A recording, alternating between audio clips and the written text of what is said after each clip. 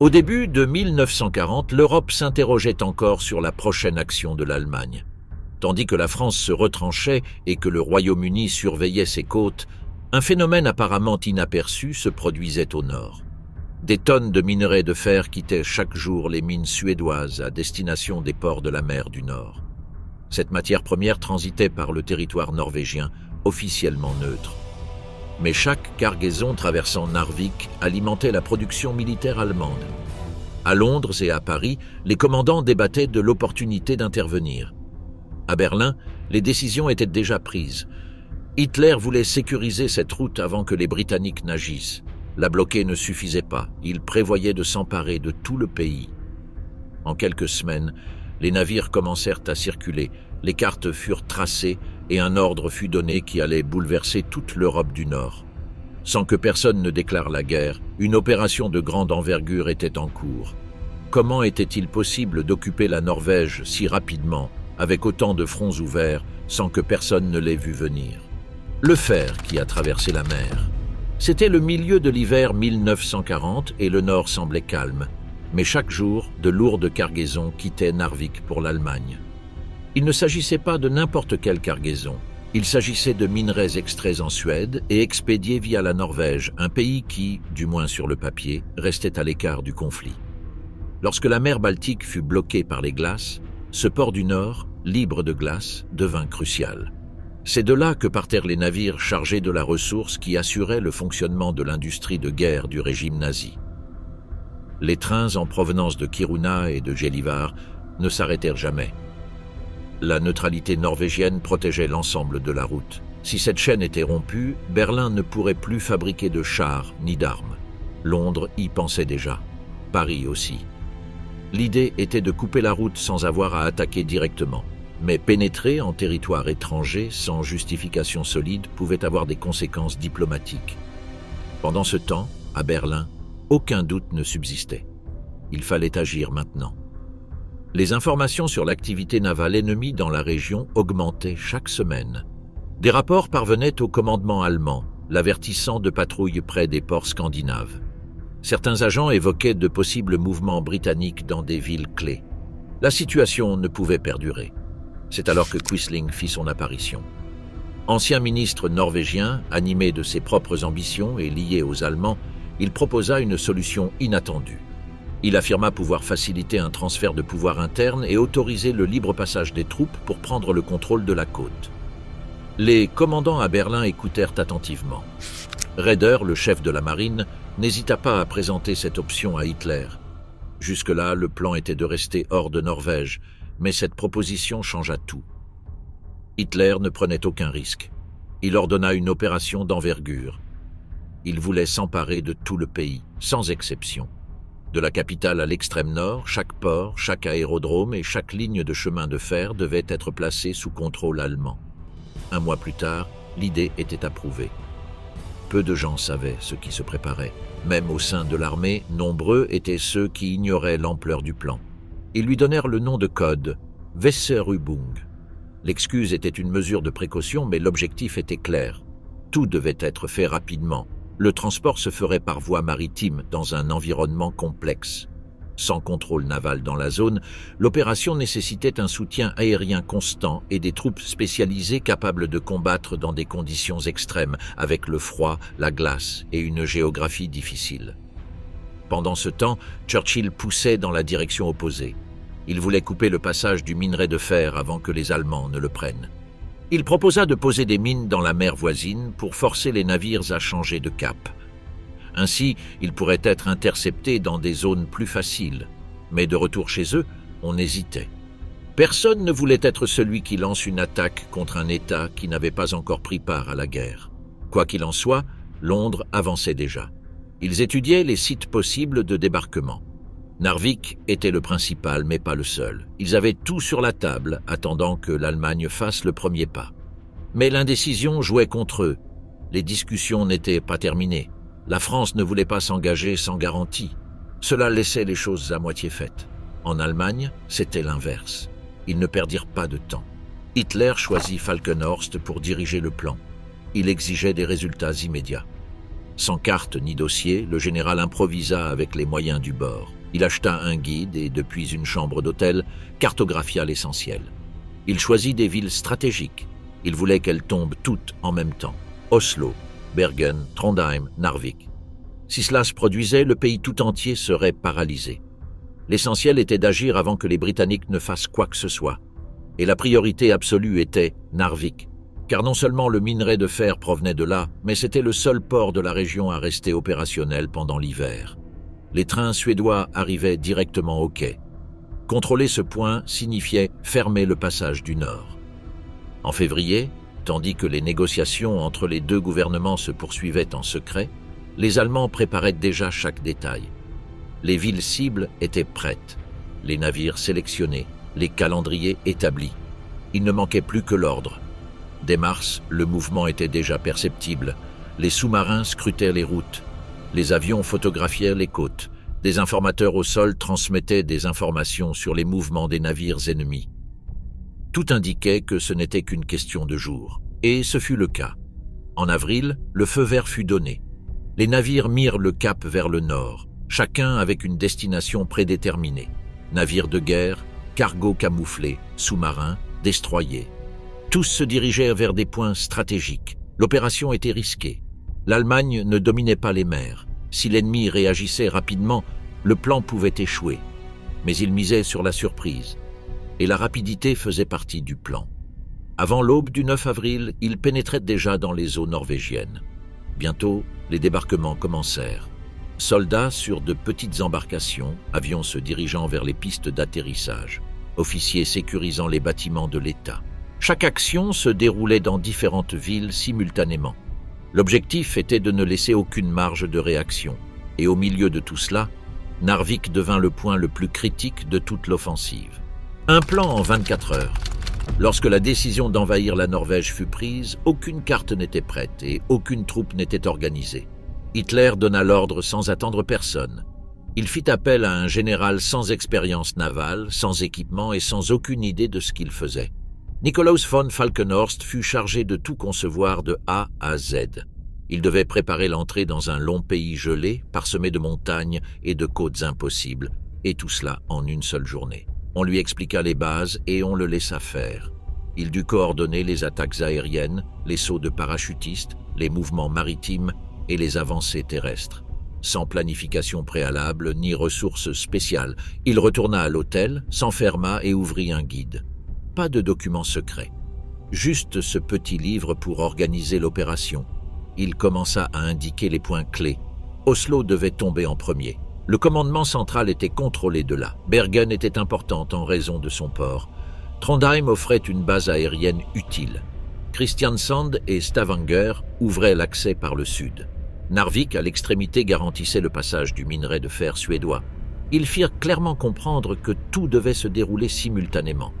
Ce n'est qu'ainsi qu'ils pourraient éviter une réaction organisée. En cas de retard, les Britanniques seraient pleinement impliqués. Il n'y avait pas de place pour l'erreur. Falkenhorst divisa les forces en 6 équipes, chacune ayant une ville comme objectif.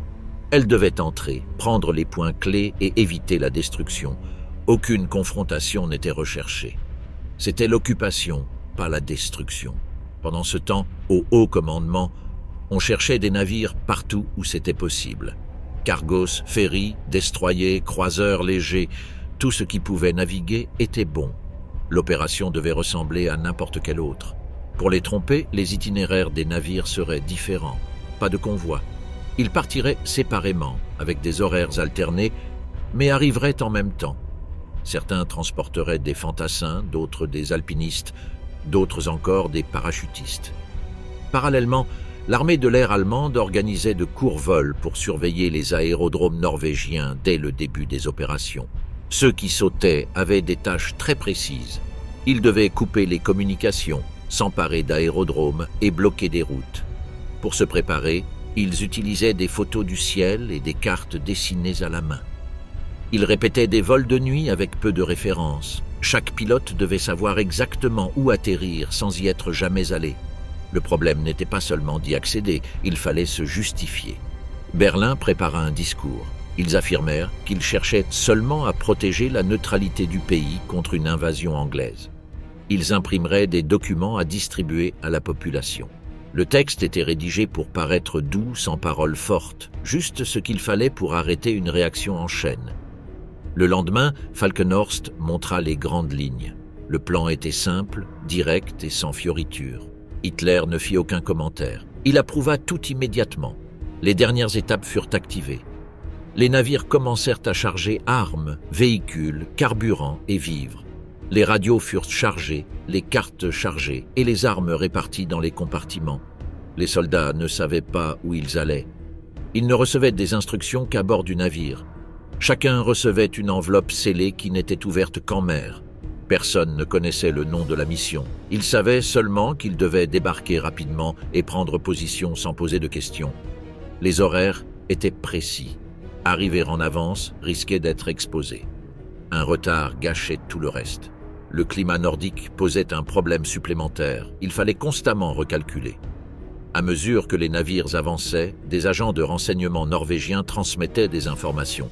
Ils utilisaient leurs contacts locaux pour savoir où se trouvaient les patrouilles, quelles routes étaient dégagées et quelles bases étaient actives. Chaque jour, ils transmettaient ces rapports codés à Berlin. Et chaque nuit, le plan était ajusté en conséquence. D'autres groupes étaient également en mouvement. Déguisés en simples passagers, ils franchissaient les frontières en train. Le moment venu, ils devaient agir de l'intérieur. Dans les ports, du matériel de communication était préparé. Ces radios seraient les seuls éléments utiles lorsque les lignes principales seraient coupées. La date définitive fut fixée début avril. Le 9 fut le moment choisi. La météo, les mouvements navals ennemis et la lumière naturelle disponible furent évalués. Tout convenait. La veille, le 8, les navires partirent. Certains de Brême, d'autres de Stettin, Wilhelmshaven ou Kiel. Ils partirent séparément mais simultanément. 40 navires mirent le cap vers le nord, chacun avec sa destination assignée. Les sous-marins étaient déjà en route. Leur mission était de s'assurer que la Royal Navy n'apparaisse pas au milieu de l'opération. Les avions décollèrent peu après minuit. Ils se dirigèrent directement vers les aéroports norvégiens. Tout se déroulait sans bruit. Sur Terre, personne ne se doutait de rien. La Norvège restait calme. Elle s'appuyait sur des accords diplomatiques. Ses soldats étaient dans leur base, désemparés face à ce qui allait arriver. À Oslo, le gouvernement dormait paisiblement. Personne n'imaginait qu'en quelques heures, tout allait changer. De son poste de contrôle, Falkenhorst lisait des rapports codés. Tout se passait bien. Aucun navire n'avait été aperçu. Le temps restait stable. Tout se déroulait comme prévu. L'opération était silencieuse et précise. Seule une réaction rapide de Londres pouvait la faire échouer. Mais personne là-bas ne prenait de décision. On continuait à douter. On ne croyait pas qu'Hitler serait capable d'ouvrir un autre front au nord alors qu'il avait tout en marche en Europe occidentale. C'était une erreur. À 5 heures, le débarquement commença. Les premiers bateaux touchèrent terre. 20 ou 30 minutes plus tard, plusieurs villes étaient sous contrôle. Les troupes savaient ce qu'elles avaient à faire. Chaque unité avait des instructions claires. Elles prirent des bâtiments clés, sécurisèrent des ports et avancèrent sans interruption. Le rythme surprit même les commandants. Du quartier général, Falkenhorst recevait des nouvelles toutes les quelques minutes. Bergen était prise, Trondheim aussi. Stavanger était aux mains des Allemands. Aucun secteur n'avait été dérogé au calendrier. Ce qui avait été organisé en une seule journée avec un guide et sans cartes officielles fonctionna parfaitement. Le plan qui semblait impossible s'accomplissait étape par étape. Le Danemark est tombé en 4 heures. Alors que les navires allemands se dirigèrent vers la Norvège, une autre opération fut déclenchée au sud. Le Danemark, qui avait longtemps évité toute implication, devint une cible directe. Ce n'était pas une grande puissance et il ne possédait pas d'armes clés, mais sa situation géographique offrait un avantage que l'Allemagne n'était pas prête à abandonner. Un passage direct vers la Baltique et un accès rapide à la Scandinavie. L'ordre fut clair, ils ne pouvaient pas laisser les Britanniques y prendre pied. S'ils occupaient le territoire danois, tout le flanc oriental du plan serait exposé. Ainsi, bien que la Norvège fût l'objectif principal, le Danemark était l'étape obligatoire pour éviter des problèmes ultérieurs. Le message était bref, pénétrer dans tout le pays d'un seul coup, sans diviser les forces, sans attendre de résistance. Le délai devait être si court que les autorités locales ne pouvaient même pas réagir. Sur le papier, on parlait d'une action préventive, mais il s'agissait d'une manœuvre éclair calculée dans les moindres détails. Quelques heures avant l'aube, les véhicules allemands franchissèrent la frontière. Chars légers, motos, véhicules blindés et escouades avançaient sur des itinéraires prédéterminés. Personne ne signalait rien. Il n'y avait aucun avertissement. Lorsque la radio locale commença à diffuser les événements, les Allemands s'emparaient déjà des villes du sud. Pendant ce temps, les parachutistes descendaient sur des points précis. La capitale fut l'une des premières cibles. Les unités atteignirent le port, bloquèrent les gares et encerclèrent les bâtiments gouvernementaux sans utiliser de munitions. En une demi-heure, tout était sous contrôle. Au-dessus, des avions de chasse patrouillaient dans le ciel. Ils ne venaient pas pour attaquer. Leur rôle était de dissuader. Le message était clair, ne tentez rien. L'armée de l'air locale, en infériorité numérique, ne décolla même pas. Au sol, les rares troupes disponibles furent neutralisées sans confrontation. Les lignes de communication furent coupées en quelques minutes. L'armée n'était pas prête pour ce genre d'opération. Elle avait peu d'hommes, un équipement médiocre et aucune formation moderne. Le plan de rester à l'écart s'effondra dès qu'ils croisèrent le premier véhicule en direction de la capitale. Le cabinet danois reçut les premiers avertissements et se réunit immédiatement. Les options étaient limitées. Ils savaient que toute tentative ne mènerait qu'à la mort de civils. Accepter la situation était la solution la plus pragmatique. Le roi décida de rester dans le pays. Il ne chercha refuge, ni ne demanda d'aide à personne. Il exigea seulement le respect des structures officielles.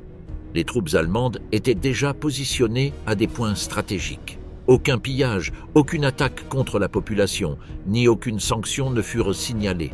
Ils souhaitaient sécuriser l'accès logistique. Ils postèrent des gardes sur les ponts, les gares et les bureaux. La surveillance des quartiers fut maintenue, mais sans intervention.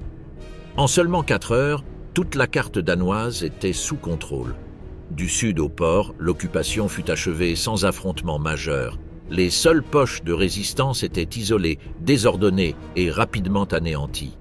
Les habitants observèrent depuis chez eux le changement de drapeau, l'ouverture des bureaux militaires et la modification des voies de communication, sans coup de feu ni affrontement. L'un des premiers emplacements sécurisés fut Bornholm, au milieu de la mer Baltique. Cette position était essentielle pour surveiller les voies de navigation entre la Suède, l'Allemagne et la zone soviétique. Les unités affectées arrivèrent et prirent le contrôle en quelques minutes. Il n'y eut aucun bombardement. Personne n'entendit les sirènes. Les rues étaient intactes. Ce fut une invasion rapide, silencieuse, mais efficace. Tout se déroula si vite que même les pays voisins ne purent l'assimiler à temps. À Londres, la nouvelle fut un choc. Churchill et son équipe comprirent qu'il ne s'agissait pas d'une action isolée. Il s'agissait d'un plan coordonné visant à isoler le nord de la côte à la frontière orientale. La présence allemande au Danemark servait également de pont aérien. De là, des vols commencèrent à décoller pour la Norvège, chargés de renforts, de ravitaillements et d'armes. Les bases danoises, auparavant inactives, devinrent des centres logistiques indispensables pour soutenir ce qui arrivait vers le nord. Pendant ce temps, les autorités danoises cherchaient à maintenir leur fonctionnement.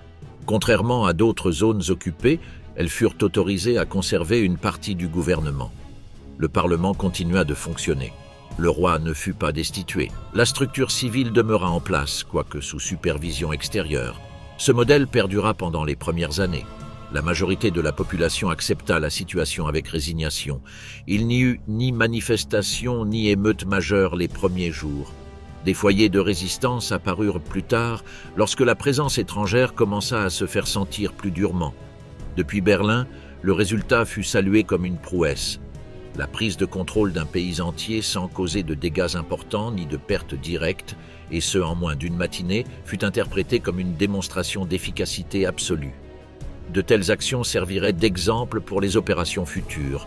Pour ceux qui y participèrent, la mission fut considérée comme l'une des plus propres qu'ils aient jamais exécutées. Ils regagnèrent leur rang sans un coup de feu. Nombre d'entre eux reçurent des décorations. L'opération fut ensuite utilisée dans les écoles militaires pour démontrer comment mener une occupation sans résistance formelle. D'un point de vue territorial, avoir le Danemark entre leurs mains leur permettait de fermer l'accès nord à la Baltique. Tout mouvement dans cette zone était surveillé de près. Sous-marins, navires de commerce, convois ennemis. Rien n'était laissé sans surveillance. De plus, cela garantissait une base utile en cas de dérapage des plans en Norvège. En cas de problème, ils pouvaient utiliser le Danemark comme réserve pour se regrouper ou fuir par la mer. Ce n'était pas un simple pays sur la carte. C'était un point de liaison entre le centre de commandement et l'Arctique. Ainsi s'acheva la matinée. Alors qu'il ne restait plus rien à faire au sud, les opérations en Norvège ne faisaient que commencer. Au nord, tout était encore en cours. De l'autre côté du détroit, la guerre ne faisait que commencer. Le fjord a englouti le Blücher. Peu avant l'aube, un groupe de navires allemands avançait dans le fjord menant à Oslo. Le croiseur lourd Blücher ouvrait la voie. Leur mission était simple, atteindre le centre de la capitale, débarquer des troupes, s'emparer des bâtiments clés et piéger le gouvernement avant que quiconque ne puisse s'échapper. Ils disposaient de listes d'objectifs, de cartes détaillées et d'un ordre précis, occupés sans engager le combat. Les commandants allemands pensaient que le passage était libre. Ils pensaient que les canons norvégiens étaient vétustes, les défenses minimes, et que l'effet de surprise était suffisant. C'est pourquoi le Blücher avançait, tous feux éteints, à faible vitesse, traversant l'eau sans se soucier du reste. Ils ignoraient que, cachée au milieu de ce passage, une ancienne base était encore active. Oscarsborg, construite sur une île du fjord, disposait encore d'armes utilisables. Elle stockait même des torpilles commandées depuis une salle souterraine. Les soldats de cette base savaient que quelque chose n'allait pas. Ils avaient déjà reçu de vagues avertissements et, voyant les navires non identifiés approcher, ils décidèrent de tirer. À 4h20, les premiers obus furent tirés. 2 touchèrent directement le Blücher. L'un transperça les flancs. L'autre explosa près du dépôt de munitions. Les flammes se propagèrent rapidement. À l'intérieur, le feu se propagea dans les couloirs tandis que l'équipage tentait de comprendre ce qui se passait. Les tirs ne cessaient pas. Chaque minute, un autre arrivait. Le navire tenta de virer pour se mettre hors de portée, mais il était trop grand et trop lent. Avant même d'avoir pu manœuvrer, il était déjà victime d'explosions internes. La chaleur était insupportable. De la fumée s'échappait des ouvertures et les signaux internes commençaient à faiblir. Depuis la station souterraine, les Norvégiens lancèrent les torpilles. 2 coups de torpille touchèrent le flanc du navire. L'un toucha le réservoir de carburant, l'autre une section technique. L'eau monta en flèche. La structure se fendait. L'électricité fut coupée. Les turbines s'arrêtèrent. Personne n'entendit d'alarme. Seuls subsistaient le feu, les cris et la panique. Certains officiers tentèrent d'organiser une évacuation, mais beaucoup sautèrent à l'eau sans gilet de sauvetage. D'autres restèrent coincés dans des espaces clos. Les portes étaient scellées. Le navire commença à virer. Il gîta d'un côté. L'eau s'engouffra. Les flammes persistèrent. Les munitions explosèrent sous l'effet de la température. Des explosions internes accélérèrent le naufrage. À 7 heures du matin, le Blücher disparut sous l'eau. Il resta à faible distance du rivage. Plus de 2000 personnes se trouvaient à bord. Des centaines moururent sur le coup. De nombreux autres furent blessés. Ceux qui parvinrent à nager jusqu'au rivage furent arrêtés par la police locale et des habitants armés. Le naufrage n'était pas seulement une perte tactique, il a bouleversé la journée. Ce navire transportait du personnel essentiel au contrôle d'Oslo, des responsables du régime, des traducteurs, des agents et des documents. Tout cela a été perdu sous le fjord. Les navires qui suivaient ne savaient comment réagir. Ils ont vu les flammes et ont ralenti. Certains ont tenté de faire demi-tour, d'autres ont attendu de nouvelles instructions. Le passage était bloqué. Cette pause a donné au gouvernement norvégien l'opportunité dont il avait besoin. Dans la capitale, les autorités furent alertées. Elles informèrent le roi à Haakon de l'échec de l'avancée ennemie. Elles commencèrent à évacuer le matériel officiel. Elles préparèrent le départ du monarque. Elles envoyèrent également un message radio expliquant la situation. Cette fois, elles permirent au gouvernement de s'échapper. Elles partirent en voiture vers l'intérieur. Elles n'avaient pas d'escorte importante et ignoraient s'il existait des itinéraires sûrs. Mais les Allemands ne contrôlaient toujours pas la zone. La sortie fut rapide, juste avant la fermeture des routes. À Oslo, les habitants ne comprirent pas bien ce qui se passait. Certains pensèrent à un accident. D'autres entendirent les coups de feu et sortirent dans la rue. Quelques soldats allemands étaient déjà à l'intérieur, mais ils ne furent pas suffisants pour sécuriser la ville. Ils avancèrent, ignorant que le roi était déjà parti. La perte du Blücher fut également un coup symbolique. C'était un nouveau et grand navire, doté d'armes modernes et capable de transporter des soldats. Sa destruction par une ancienne base laissa les organisateurs du plan sous un mauvais jour. À Berlin, la nouvelle fut mal accueillie. L'attaque devait être rapide, mais maintenant, avec certaines unités bloquées et le gouvernement hors de portée, le calendrier n'était plus valable. Hitler exigea des explications. Raeder tenta de minimiser l'importance de la situation. Il déclara que l'opération se poursuivait. Mais il était trop tard. L'erreur avait été commise. La scène dans le fjord était chaotique. Des morceaux du navire, des nappes de carburant et des corps flottaient. Certains blessés furent transportés vers des centres médicaux de fortune. D'autres furent soignés par des personnes ordinaires, ignorant qu'ils participaient à l'opération. Les défenseurs célébrèrent l'événement. Oscarsborg devint un symbole.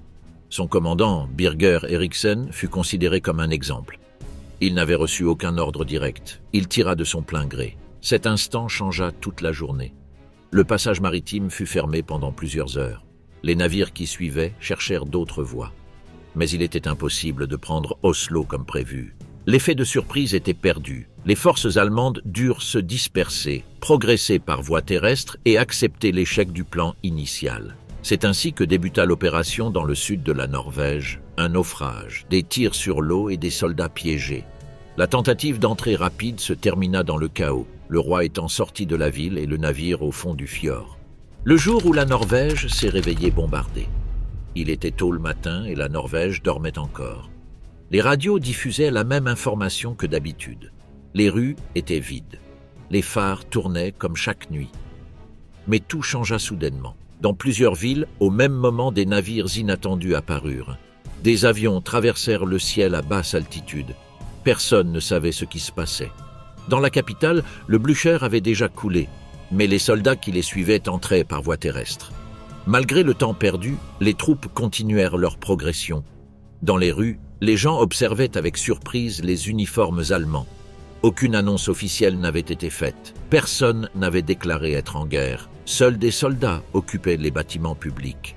À Bergen, le port fut la première cible. Les navires traversèrent sans résistance. Tout autour, les parachutistes commencèrent à débarquer. Personne ne put les arrêter. Les commandants locaux furent pris au piège en quelques minutes. Le quartier général principal était aux mains des Allemands avant même que quiconque puisse organiser une défense. À 18 h, la ville était déjà prise. À Trondheim, l'opération fut plus compliquée. Plusieurs groupes débarquèrent simultanément. Certains Norvégiens tentèrent de stopper l'avancée avec des armes légères, mais leur action fut de courte durée. Les envahisseurs se divisèrent en sections et s'emparèrent sans délai de points stratégiques. La gare principale, le centre de pouvoir, l'hôtel de ville. Tout tomba en quelques heures. Stavanger fut la première victime aérienne. Alors qu'il faisait encore nuit, ils bombardèrent la piste de l'aéroport. Puis d'autres avions atterrirent avec des renforts. Au sol, des tirs retentirent, mais le chaos s'installa rapidement. Les officiers ignoraient qui attaquait ni pourquoi. À Kristiansand, tout était coordonné. Les navires entraient avec des lumières tamisées. Le premier groupe débarqua sans problème. Le suivant alla directement couper les communications. En quelques minutes, la ville était isolée. À 20 h, elle était sous contrôle allemand. À Egersund, l'objectif était différent. Ils prirent la station de câblage internationale. Il n'y eut aucune résistance. Le personnel fut arrêté sans violence. Le drapeau allemand fut hissé sans opposition. Narvik fut la zone la plus intense. Sous la neige omniprésente, 10 destroyers arrivèrent à 5 h du matin. Chacun transportait des hommes prêts à débarquer. La riposte fut lente. Les canons défensifs ne purent stopper l'attaque. Avant midi, ils avaient la ville entière sous contrôle. En moins d'une journée, 7 villes clés furent occupées. Tout se déroulait en parallèle. La Norvège n'avait pas de direction unifiée. Les lignes téléphoniques étaient coupées. Personne ne savait qui commandait. Certains reçurent l'ordre d'attendre. D'autres tentèrent des blocus qui ne durèrent pas longtemps. À plusieurs reprises, les soldats sont entrés sans tirer. Ils ont prétendu venir pour défendre la neutralité. Ils portaient des documents expliquant que les Britanniques préparaient une invasion. Ils ont utilisé cela pour brouiller les pistes. Certains civils ont cru à une intervention préméditée. D'autres ont immédiatement compris qu'il s'agissait d'une véritable invasion. Des colonnes de camions étaient également visibles dans la campagne. Sur certaines routes, l'armée avançait à pied. Il ne s'agissait pas d'une attaque limitée. C'était un déploiement complet. Aérien, maritime, terrestre, et tout cela simultanément. Les stations de radio commencèrent à couper leur programme. Certaines parlaient de ce qu'elles voyaient par la fenêtre. D'autres répétèrent des messages sans savoir s'ils étaient officiels. À Oslo, avant de couper le signal, les autorités avertirent que le gouvernement avançait. Les routes d'accès étaient sécurisées, les ponts contrôlés, les gares gardées, les aéroports occupés. Chaque entrée et sortie était aux mains des Allemands. Même les plus petites villes étaient militairement présentes. Elles ne ciblaient pas seulement les capitales, elles cherchaient à bloquer le pays tout entier. Dans les zones rurales, les gens se sont rassemblés devant les commissariats de police. Ils voulaient des réponses, personne n'en avait. Certains responsables locaux ont dit attendre des nouvelles. D'autres ne savaient pas quoi dire. La seule réponse claire était la confusion. Les nouvelles ne parvenaient pas par les canaux officiels, seulement des rumeurs. En mer, les navires norvégiens tentèrent de s'échapper. Certains furent attaqués, d'autres se rendirent. La flotte n'avait aucun moyen de couvrir toute la côte. De nombreux capitaines choisirent de quitter le pays pour se mettre en sécurité. Tout était improvisé. L'aviation allemande volait sans interruption. Elle n'attaquait pas massivement, mais frappait là où c'était nécessaire, pistes d'atterrissage, dépôts, voies ferrées. Chaque mouvement visait à bloquer toute tentative de réaction. Au cours de la journée, les drapeaux ont changé. De nouveaux symboles ont commencé à apparaître sur les bâtiments. Les écoles ont fermé, les banques ont suspendu leurs opérations. Le courrier a cessé de fonctionner. Les routines ont disparu. Les soldats se sont installés là où ils trouvaient. Certains ont occupé des écoles vides. D'autres sont restés dans les gares. Tous n'ont pas été accueillis sans rejet. Dans plusieurs villes, des groupes d'habitants armés sont apparus. Ils n'étaient pas de l'armée, simplement des habitants essayant de défendre quelque chose. Les affrontements furent mineurs ce jour-là, mais la tension était palpable. Personne ne savait combien de temps cela allait durer. Certains espéraient une réaction des Britanniques, d'autres pensaient qu'il s'agissait d'un plan prémédité et qu'il partirait bientôt. La seule vérité était que le pays était déjà occupé. C'était le cas ce jour-là. Une puissance étrangère prit position à chaque point clé, non pas par une offensive unique, mais par des mouvements visant à fermer toutes les issues. Avec de la neige au nord, du vent au sud et sans avoir rien fait pour la provoquer, la Norvège se réveilla assiégée sans avoir eu le temps de se préparer. Narvik, les batailles les plus froides du Reich. Tandis que les soldats avançaient vers le sud, une ligne de destroyers allemands glissait dans la neige en direction de Narvik. Chaque navire transportait des troupes entraînées à la montagne, mais rien ne les avait préparés à ce climat. Le vent leur glaçait la peau, les sentiers disparaissaient sous la glace et l'horizon était presque indistinct. Le débarquement fut rapide, personne ne s'y attendait. Les navires norvégiens étaient à l'arrêt sans défense active. En quelques minutes, les Allemands descendirent et occupèrent la zone centrale. Le commandant Dietl installa sa base près du train. De là, il déploya des escadrons dans les environs. Narvik était relié aux mines suédoises. Le minerai qui approvisionnait l'Allemagne provenait de là. Perdre ce port n'était pas envisageable. Il servait également d'avant-poste militaire au nord. Mais un problème se posait, il n'avait aucune issue. Dietl et ses hommes étaient coincés entre les montagnes et les eaux glacées. Quelques heures plus tard, une force navale britannique pénétrait dans le fjord. Sous le commandement de Warburton Lee, 5 destroyers ennemis ouvrirent le feu, tirs d'artillerie, torpilles, épaisse fumée. En moins de 60 minutes, 5 navires allemands furent détruits. Certains explosèrent, d'autres coulèrent. Les rares survivants cherchèrent refuge dans les glaces. Le coup fut direct. Dietl perdit plus de la moitié de son soutien naval sans avoir eu le temps de réagir. De nombreux soldats ne débarquèrent même pas à temps. Certains réussirent à nager, couverts de pétrole. D'autres disparurent. Il n'y avait plus ni balles ni véhicules. Narvik resta aux mains des Allemands, mais dans un état critique. Les Britanniques ne restèrent pas. Ils n'envoyèrent pas de troupes pour tenir la position. Ils endommagèrent ce qu'ils pouvaient et partirent. Le plan était d'affaiblir la zone. Quelques jours plus tard, de nouveaux groupes alliés arrivèrent, cette fois composés d'unités polonaises et françaises. Ils voulaient reprendre le port à tout prix. L'offensive commença à partir de différents points. Ils avancèrent dans la neige épaisse, tirèrent depuis des brèches et descendirent des pentes sans visibilité. Le temps endommagea leurs fusils, leurs bottes devinrent raides et leurs mouvements lents. Leurs sacs à dos devinrent trempés et plus lourds. Dietl ne bougea pas. Il organisa tout avec le peu qu'il avait. Il plaça des hommes sur les toits, enfouit des explosifs entre les rochers et plaça des snipers partout où il le pouvait. Chaque entrée était couverte. Les rues devinrent des entonnoirs.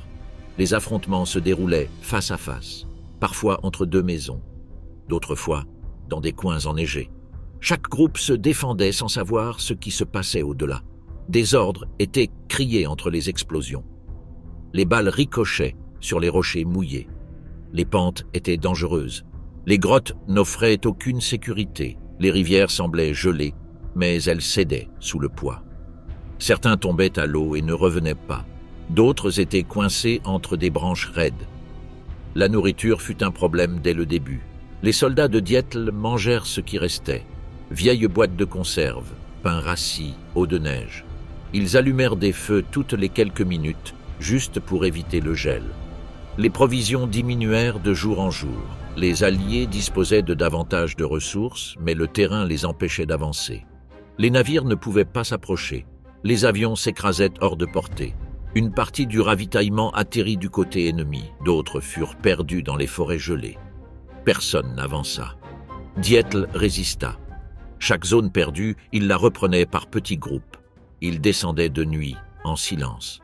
Ils utilisaient des couteaux, des grenades, se faufilaient à travers les rochers et traversaient sous des couvertures recouvertes de branches. Les rangs alliés commençaient à se disloquer. Les Polonais continuèrent le combat, mais ils ne parvenaient pas à tenir leur position. Le froid brisait leurs armes, leurs mains saignaient, leurs bottes se fendaient, beaucoup tombaient malades. Les médecins ne pouvaient pas tous les soigner. À la mi-mai, les Britanniques pénétrèrent dans une partie du port. Ils avancèrent jusqu'au dock, mais Dietl tenait toujours l'hôtel de ville, la voie ferrée et plusieurs dépôts. De là, ils lancèrent des attaques rapides. Ils bloquèrent les routes à la dynamite. Ils postèrent des tireurs d'élite dans de hautes tours. Personne n'était en sécurité. Soudain, l'attention se porte sur l'ouest. L'Allemagne attaquait la Belgique, la Hollande, la France. Londres ordonna l'abandon de la Norvège. Le front n'avait plus d'importance. Les officiers alliés commencèrent à battre en retraite. Il n'y avait pas de temps à perdre. Durant la retraite, ils abandonnèrent leur conquête. Ils brûlèrent des documents, détruisirent des radios et abordèrent des navires sans se retourner. Dietl, qui pensait tout perdu, observa le retrait de l'ennemi. Ce qui semblait être la fin devint définitif. Narvik fut détruite. Les maisons étaient brisées, la glace partout, les toits s'effondrèrent. Des corps gelés parmi les ruines des bâtiments. Les radios ne fonctionnèrent plus. Les cales étaient vides. Le port était toujours là, mais immobile. Le groupe de Dietl survécut à l'encerclement, au climat extrême et à une attaque combinée. Ils y parvinrent, sans assistance, avec des ressources limitées, et ne s'appuyèrent que sur leur organisation et leur endurance physique. Ce ne fut pas une bataille d'envergure, mais l'une des plus dures en raison des conditions. Ceux qui y survécurent n'oublièrent jamais Narvik. Là-bas, se battre n'était plus une stratégie. Il s'agissait de s'accrocher à ce que l'on avait. Trahison en uniforme. Quisling prend le commandement. Tandis que les soldats traversaient les fjords et occupèrent les villes, à Oslo, un homme politique évoluait seul. Vidkun Quisling, sans réel soutien, passait d'un poste à l'autre, cherchant à s'emparer du pouvoir sans qu'on le lui demande. Il cherchait depuis un certain temps à se positionner. Il avait fondé son propre parti, copié des symboles étrangers et entretenu des contacts avec des commandants allemands. Son nom apparaissait fréquemment dans les rapports des services de renseignement. Il était perçu comme ambitieux, peu fiable, mais utile si l'on avait besoin d'un visage norvégien. Lorsque la nouvelle du débarquement commença à arriver, de nombreux fonctionnaires quittèrent leur poste. Le gouvernement quittait la capitale. Le roi était parti. Les lignes étaient coupées. L'appareil d'État était hors de contrôle. C'était le moment que Quisling attendait. Le 9 au matin, il se rendit au studio de la radio d'État. Il n'était pas escorté, il n'était pas armé. Il entra, s'adressa au technicien et demanda à parler. Il savait qu'il n'y avait aucune communication officielle. Tout ce qui sortirait de ce signal serait pris pour argent comptant. Du microphone, il lut un message. Il se présenta comme le chef du nouveau gouvernement. Il déclara que les troupes étrangères agissaient de concert. Il ordonna aux forces armées de cesser toute intervention. Il les assura de la stabilité. Il ne le consulta pas. Personne ne l'avait élu. Il le dit, tout simplement. Beaucoup ignoraient qui il était. D'autres pensaient qu'il parlait au nom du roi. Certains commandants, confus, s'arrêtèrent. Dans certaines régions, cette voix était interprétée comme un ordre valide. Le simple fait d'utiliser la radio nationale suscitait des doutes. La réaction variait selon les régions. Au sud, certains suspendirent leurs opérations. Au nord, ils l'ignorèrent complètement. Les unités d'active ne savaient pas si elles devaient réagir. La chaîne de commandement était fracturée. À Berlin, l'annonce fut une surprise. Personne ne lui avait assigné ce rôle, mais ils n'intervinrent pas. Si cela servait à atténuer la réaction, ils le laissèrent parler. Des officiers arriveraient plus tard pour contrôler la situation. Quisling s'installa dans un bâtiment central. De là, il commença à signer des papiers, à nommer des fonctionnaires et à promulguer des décrets. En réalité, personne ne le suivait. Il avait un bureau et une radio. Mais ses paroles étaient entendues partout. Pendant ce temps, le pays restait dans la confusion. Certains pensaient que le gouvernement avait été remplacé. D'autres pensaient qu'il s'agissait d'un coup monté. Les rues étaient désertes. Les commerces étaient fermés. Personne ne savait clairement qui était aux commandes. Le gouvernement légitime était toujours en marche. Le roi et ses ministres rejetaient tout ce qu'il avait dit. Ils ne reconnaissaient pas sa nomination. Mais ils ne pouvaient pas réagir. Ils n'avaient pas accès aux médias. Les troupes allemandes ne l'ont pas officiellement nommé. Elles ne l'ont pas non plus destitué. Elles l'ont laissé là car sa présence semait la confusion. Pendant qu'il parlait, les soldats ont sécurisé des points stratégiques sans résistance organisée. Peu après, des émissaires allemands arrivèrent. Ils le rencontrèrent. Ils lui expliquèrent qu'il n'aurait qu'un rôle décoratif. Il pourrait continuer à faire des publicités, mais qu'il garderait le contrôle. Il ne protesta pas. Il accepta sans condition. Ce qu'il voulait, c'était continuer à apparaître. Les nouveaux patrons ont transformé son environnement. Ils ont changé les noms, ajouté des règles, imposé des filtres. Dès lors, Quisling était sous contrôle. Il ne disait plus ce qu'il voulait. Il ne répétait que ce qu'il était autorisé à dire. La population, qui au début ne comprenait rien, le vit bientôt comme un personnage ridicule. Il n'avait aucune autorité. Ses signatures n'étaient pas respectées. Les églises l'ignoraient. Sur les marchés, on ne le saluait pas. Son nom commença à être utilisé pour désigner les traîtres. Durant les mois qui suivirent, son image fut utilisée pour simuler l'ordre. Il prononça des discours, apparut sur des photos, visita des lieux, mais il n'avait aucun pouvoir réel. Il était affiché pour donner une apparence légale. Pendant ce temps, des décisions importantes étaient prises ailleurs. Les ministères étaient remplis de fonctionnaires allemands. Tout passait par eux, les lois, l'économie, l'éducation. Les médias étaient gérés de l'extérieur, les écoles modifiaient leur contenu, les événements publics étaient interdits. Quisling ne protesta jamais, il s'adapte au nouvel environnement. Il préférait rester visible, même s'il ne décidait de rien. Il portait des costumes officiels, signait des documents, recevait des délégations. Pendant ce temps, le pays se transformait de l'intérieur. Certains groupes commençaient à s'organiser. De petits réseaux apparurent dans différentes villes. Ils cachaient des messages, distribuaient des journaux, stockaient des armes. Ils n'agissaient pas encore, mais se préparaient. La figure de Quisling servit également à unir ceux qui s'opposaient à lui. Personne ne voulait paraître proche de lui. Même les plus passifs évitaient de prononcer son nom. Anciens fonctionnaires, jeunes, agriculteurs, tous le rejetaient. Au fil du temps, l'atmosphère devint plus tendue. Les contrôles se multiplièrent, les arrestations se multiplièrent, les perquisitions furent fréquentes. La méfiance grandit. Mais le mépris pour Quisling demeura inchangé. Sur le papier, il était toujours le chef. En pratique, il ne commandait à personne. Il ne pouvait nommer aucun responsable. Il n'avait aucun contrôle sur sa propre sécurité. On ne lui donnait que des messages à lire. La première année, il fut une figure de proue. Puis, lorsque les arrestations massives commencèrent, son visage devint indissociable de la situation. Même s'il ne signait pas tous les ordres, il apparaissait comme un soutien. Ce qui n'était au départ qu'une tentative de prise de pouvoir devint un symbole de collaboration. Son nom devint une insulte. Dans d'autres langues, son nom de famille servait à désigner ceux qui le trahissaient. Ce qu'il recherchait comme un accomplissement personnel se transforma en mépris collectif. Tout commença par une voix à la radio, un drapeau mal placé et une ambition non soutenue. Le roi s'enfuit et les Anglais n'arrivent pas. Lorsque la fusillade commença à Oslo, Haakon VII n'était plus dans le bâtiment officiel. Des rapports dispersés lui étaient parvenus pendant la nuit. Il lui faisait état de soldats entrant par le fjord, du naufrage d'un navire ennemi et d'une attaque plus vaste en cours. Sans attendre de confirmation, il monta dans une voiture avec son fils et un petit groupe de compagnons. La capitale n'était pas encore occupée. Les rues étaient encore désertes. De nombreux fonctionnaires fuyaient sans but. Il n'y avait ni guide, ni protection, ni coordination. Il ne restait plus qu'à fuir vers l'intérieur des terres, par des chemins secondaires, en évitant les passages gardés. L'ordre était de fuir avant d'être encerclé. Le convoi fut rapidement rassemblé. Ils utilisèrent des voitures particulières. Ils n'emportèrent que peu de choses, des vêtements, des couvertures, quelques armes de poing. Ils ne portaient ni emblème ni robe royale. Ce n'étaient que des hommes d'âge mûr, habillés comme des gens ordinaires, essayant d'avancer sans attirer l'attention. Le voyage n'était pas facile. Les routes principales étaient déjà surveillées. Ils empruntaient des sentiers ruraux, traversaient des ponts de bois et descendaient des pentes glissantes. Le temps changeait d'heure en heure.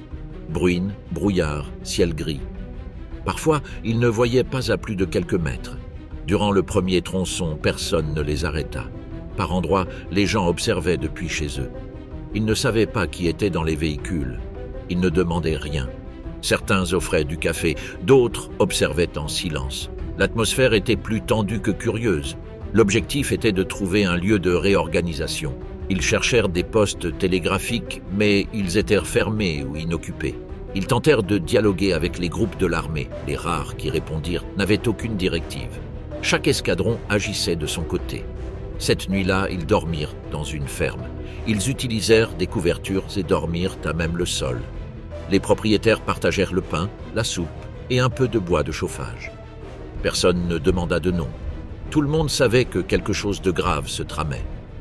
Le lendemain, ils poursuivirent leur route. Dans la capitale, les Allemands entraient sans hâte. Le naufrage du Blücher avait ralenti leur progression. Ils ne parvinrent pas à atteindre les bâtiments clés à temps. Lorsqu'ils entrèrent dans le centre, la place était déserte. Berlin voulait montrer une prise de pouvoir ordonnée, sans confrontation. Capturer le roi faisait partie du plan. Signer une reddition simplifierait les choses. Mais il était déjà parti. Ils ne cherchaient pas à le tuer. Ils voulaient qu'il cède. Ils proposèrent de l'argent pour des informations. Ils demandèrent dans les villages, mais personne ne répondit. Ils le protégèrent en silence. Le groupe continua sa route. Ils changèrent de wagon à plusieurs reprises. Certains tombèrent en panne, d'autres s'enlisèrent dans la boue. Ils empruntèrent le train sur de courts trajets.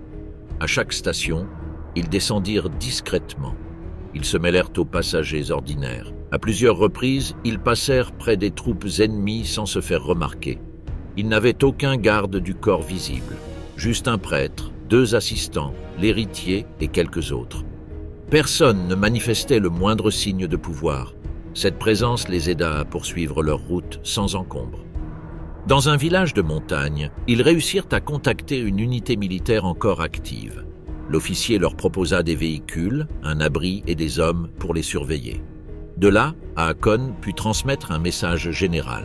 Il n'employa pas de termes guerriers, il ne mentionna pas d'ennemis, il déclara simplement qu'il continuerait à remplir son rôle partout où il irait, qu'il n'acceptait pas les structures imposées et qu'il ne reconnaissait pas les gouvernements sans fondement juridique.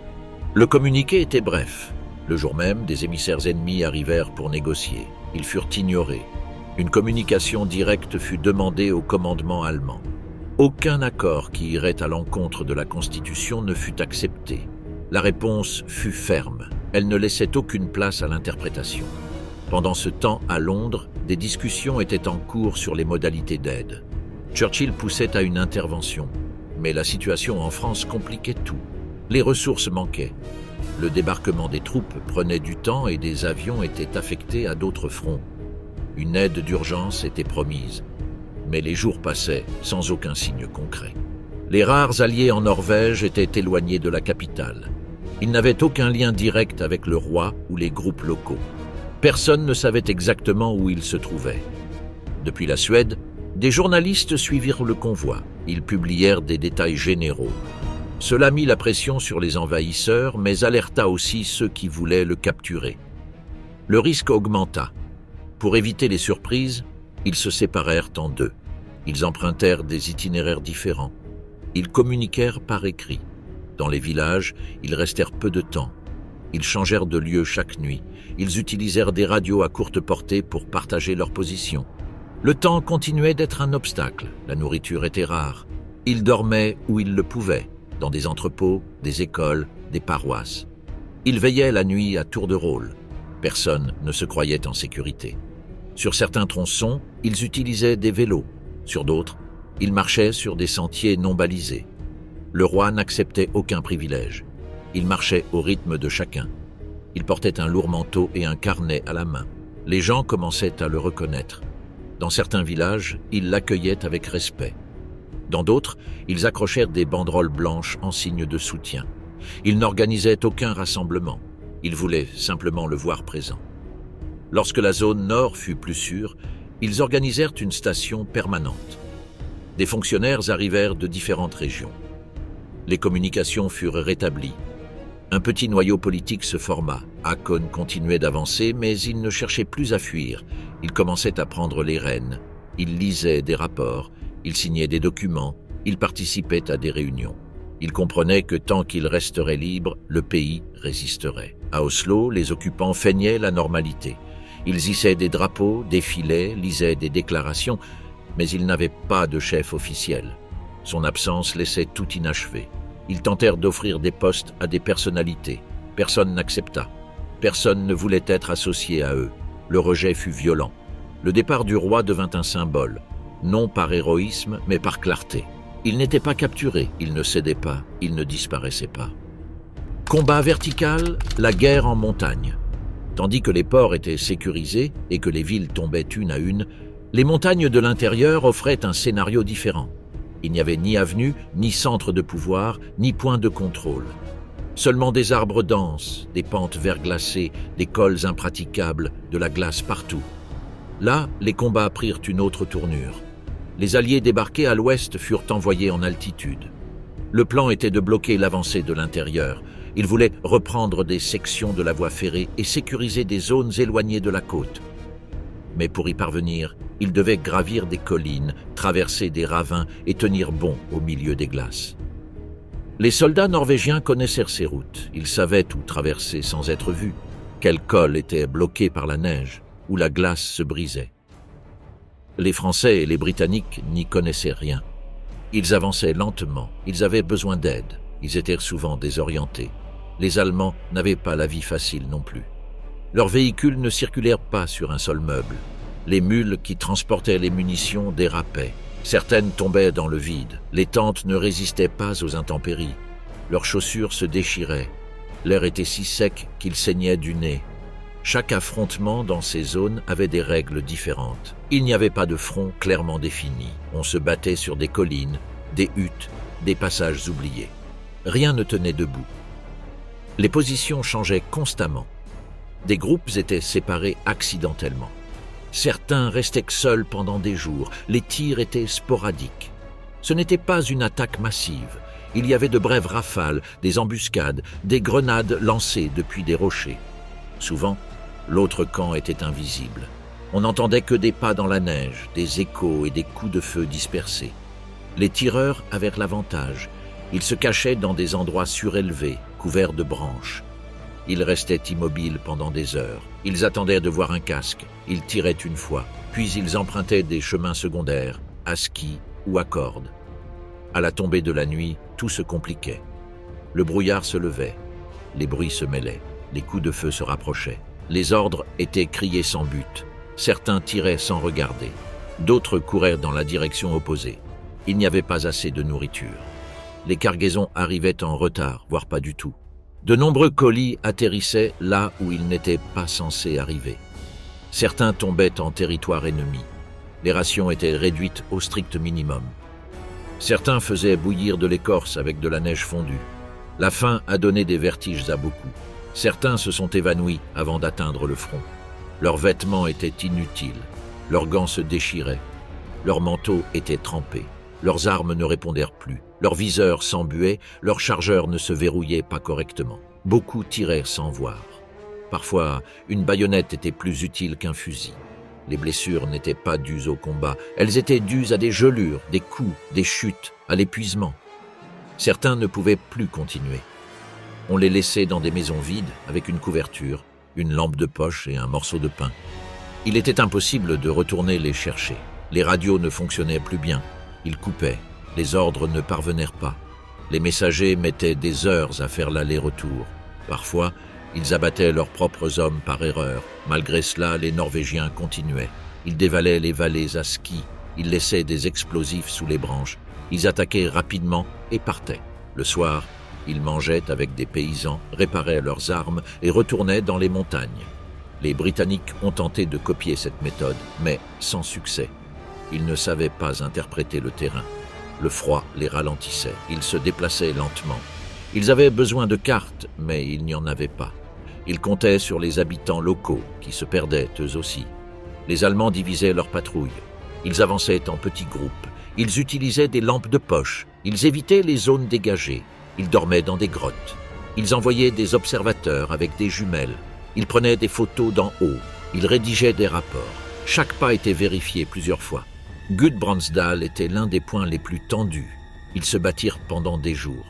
On tirait entre les arbres, par-dessus les ponts de pierre, sur des maisons vides. Les pertes étaient constantes. Personne ne prenait l'avantage. Chaque pas était coûteux. À Romsdal, les Alliés réussirent à avancer pendant quelques jours. Ils escaladèrent, gravirent une colline, coupèrent un passage, mais ils ne purent tenir. L'ennemi bloquait la route. Ils les laissèrent sans ressources. Ils durent abandonner. Ils abandonnèrent tout et redescendirent à pied. Les nuits furent éternelles. Le silence était perceptible. Seul le verglas sous leurs pieds se faisait entendre. Personne n'alluma de feu. La fumée était visible. Ils dormaient à tour de rôle parmi les branches. Le sol était pierreux. Leurs sacs à dos leur servaient d'oreiller. Certains commencèrent à écrire dans des carnets. Ils notèrent leurs pas, leurs tirs, la météo. D'autres ne tracèrent que des lignes. Ils perdirent la notion du temps. Certains déchirèrent leurs notes avant de se rendre. Lorsque le haut commandement décida de quitter le Nord, ces unités combattaient encore. Personne ne les avait prévenus. Elles se battaient pour des lieux qui n'avaient plus d'importance. Aucune nouvelle. Quelques jours plus tard, elles reçurent l'ordre de se regrouper. Beaucoup ne répondirent pas. Ceux qui descendirent arrivèrent les pieds brisés, la vue baissée, leurs fusils au vent. Certains ne savaient pas quel jour on était. D'autres ne parlaient pas. Ils voulaient juste de l'eau chaude et un endroit sec pour attendre. Les montagnes n'étaient plus sous contrôle. Elles étaient devenues des zones de passage. Personne ne les contrôlait. Les patrouilles allaient et venaient. Le temps ne s'améliorait pas. Mais il n'y eut plus d'affrontements majeurs, seulement des mouvements. Ce qui s'était passé là-haut ne fut pas consigné dans les livres. Il n'y avait ni photos, ni discours. Juste des hommes marchant sur la glace, armés d'armes brisées, essayant de revenir.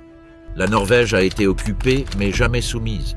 Une fois les principaux ports contrôlés, le roi hors de portée et Oslo sous présence militaire, les Allemands commencèrent à établir leur structure d'occupation. Ils ne cherchaient plus à progresser, mais à conserver ce qu'ils avaient. La phase de combat céda la place à la surveillance. Des unités furent positionnées dans les bureaux publics. Les gares devinrent des points de contrôle. Les ponts furent renforcés. Les bureaux de poste furent saisis. Des radios à courte portée furent installées dans les villes. Les itinéraires étaient patrouillés selon un horaire fixe, toujours le même. Chaque groupe avait sa zone assignée. Au sud, ils sécurisaient les lignes principales. Au centre, ils surveillaient les installations électriques. Au nord, ils entretenaient les tunnels et les dépôts. Chaque patrouille suivait un itinéraire balisé. L'idée était claire, démontrer un contrôle total. La réaction locale fut silencieuse. Il n'y eut aucun geste ni aucune manifestation de soutien.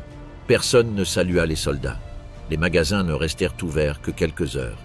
Les marchés s'animaient en silence. Dans les cafés, le seul bruit était celui des plats qui claquaient. Les voix s'éteignirent. Depuis l'exil, le gouvernement légitime envoyait des messages. Il utilisait les stations de radio d'autres pays. Il annonçait ses décisions et appelait au calme. À l'intérieur du pays, ces messages circulaient sur des feuilles de papier dissimulées. Ils étaient cousus dans des vêtements, entre des pages de livres, à l'intérieur de colis. L'économie fut modifiée. Des quotas furent établis. Les transports furent réservés à un usage militaire. L'essence était réservée. Le charbon était distribué avec des tickets. Les boulangeries produisèrent moins. Les boucheries changèrent fréquemment de prix. La monnaie restait en circulation, mais était soumise à des interventions. Les cours continuèrent, mais sous un regard étranger. Les manuels furent modifiés. Cartes, photos et sujets furent supprimés. Des portraits du nouvel administrateur furent affichés. Certains enseignants partirent. D'autres restèrent silencieux. Personne ne se démarqua. La presse fonctionnait à travers un filtre. Des instructions étaient données chaque matin. Toute expression d'opinion était éliminée. Seuls les faits neutres étaient autorisés. Les lettres à la rédaction furent supprimées. Les annonces officielles occupaient une demi-page. Les radios furent fouillées. Chaque appareil devait figurer sur une liste. L'écoute des signaux extérieurs était interdite. Ceux qui le faisaient étaient arrêtés. Des prix étaient offerts pour tout signalement. Malgré cela, de nombreuses familles continuèrent d'écouter. Elles baissèrent le volume et collèrent leurs oreilles aux haut-parleurs. Les arrestations n'étaient pas massives, mais ponctuelles. Ceux qui distribuaient des notes, détenaient des armes ou participaient à des réunions secrètes étaient placés en garde à vue. Les interrogatoires se déroulaient dans des sous-sols. Les condamnations n'étaient pas annoncées. Certains noms disparaissaient sans explication. Au milieu de tout cela, de petits réseaux commencèrent à émerger. Des groupes qui ne portaient pas de nom. Ils ne portèrent pas d'uniforme. Ils partageaient seulement de la nourriture, des informations, des itinéraires, des codes. Parfois, un simple coup d'œil suffisait. Ceux qui menèrent la danse étaient des ouvriers, des étudiants, des agriculteurs, des enseignants. Ils s'habillaient comme tout le monde. Ils n'attiraient pas l'attention. Chacun faisait quelque chose, avertir, se cacher, escorter, passer des objets. Tout cela en silence. Rien n'était enregistré. Dans les zones forestières, des messages étaient envoyés dans des bouteilles entre les arbres. Sous les tentes, on utilisait des tableaux noirs codés. Dans les villes, la lumière d'une fenêtre servait d'avertissement. Personne ne se connaissait. C'était ainsi qu'ils évitèrent les chutes. Les soldats savaient qu'il y avait du mouvement, mais ils ne pouvaient pas le suivre. Ils effectuaient des fouilles aléatoires. Ils vérifiaient les maisons, les livres, les tiroirs, les chaussures. Le moindre geste éveillait les soupçons. Mais personne ne parlait. Lors des interrogatoires, tout le monde répétait la même chose. Je ne sais rien. L'église ne ferma pas. Les pasteurs choisissaient soigneusement leurs mots. Ils n'utilisaient pas de nom. Mais chaque sermon comportait des signes. Ils parlaient d'endurance, de courage, de dignité. Les auditeurs comprenaient. Dans les hôpitaux, les blessés de la résistance étaient dissimulés sous de fausses informations. Dates, diagnostics et noms étaient modifiés. Les bandages portaient des marques cachées. Le personnel savait qui devait garder le silence. Les trains continuaient de circuler, mais sous surveillance. Certains conducteurs retardaient les départs pour permettre à quelqu'un de monter ou de descendre. D'autres accéléraient pour éviter les points de contrôle. Personne ne l'avait demandé. Ils le faisaient juste comme ça. Dans les usines, le rythme ralentissait. Des pièces étaient endommagées. Des outils étaient perdus. Rien n'était expliqué. Tout arrivait. Il y avait aussi ceux qui collaboraient. Ils recherchaient la sécurité, des rations et des postes. Ils acceptèrent des emplois, donnaient des noms et tenaient des listes. Tout le monde les connaissait. Personne ne les confrontait, mais on les tenait à l'écart. Malgré tout, la routine continuait. La cuisine se faisait en groupe, mais avec moins de monde. Les naissances étaient célébrées sans fête. Les mariages étaient privés, avec 2 témoins. Les chants étaient chantés sans instruments. Les danses se déroulaient sans musique. Le climat était hostile. Les hivers étaient rigoureux. Les poêles fonctionnaient à peine. Les fenêtres étaient recouvertes de carton. Les cours étaient annulés faute de chauffage. Mais la vie continuait. La pêche continuait. Les bateaux partaient sans pavillon. Ils revenaient avec ce qu'ils trouvaient. Les marchés se déplaçaient. Ils changeaient d'emplacement pour échapper au contrôle. Les agriculteurs stockaient une partie de leur récolte. Les bûcherons cachaient leurs provisions. Les contacts avec le monde extérieur étaient rares. Certains messages étaient envoyés par bateau en Suède, d'autres par radio secrète. La préparation d'un message pouvait prendre des jours. Rien n'était certain. Les nouvelles des autres pays arrivaient tardivement, mais elles arrivaient. Cela suffisait à maintenir la situation. Chaque avancée alliée était célébrée par une bougie allumée dans la cuisine. Officiellement, la Norvège était sous contrôle. Il y avait des drapeaux étrangers, des bureaux gardés, des documents signés, mais en pratique, l'obéissance était superficielle. Chaque geste témoignait de distance. Chaque rue empestait l'attention. Ils ne parvinrent jamais à changer ce sentiment sous-jacent. Aucun défilé ne pouvait le masquer. Aucune annonce ne pouvait le corriger. Le pays restait le même couvert d'uniformes. L'invasion de la Norvège fut rapide, surprenante et minutieusement calculée. Mais malgré toute cette machinerie en marche, elle ne fut jamais un triomphe complet. L'Allemagne parvint d'abord à occuper le territoire, à contrôler les ports et à déplacer des troupes sans résistance organisée, mais ce qui semblait une promenade de santé se transforma en une occupation difficile, marquée par des erreurs tactiques, des conditions météorologiques extrêmes et une population qui, bien qu'incapable d'empêcher son entrée, ne capitula pas complètement pour autant. Le pays resta sous contrôle étranger, certes, mais ni le roi, ni le peuple, ni le terrain ne facilitèrent la tâche. Et ce qui avait commencé comme un coup de foudre se termina par une présence inconfortable, soutenue plus par la force que par l'acceptation.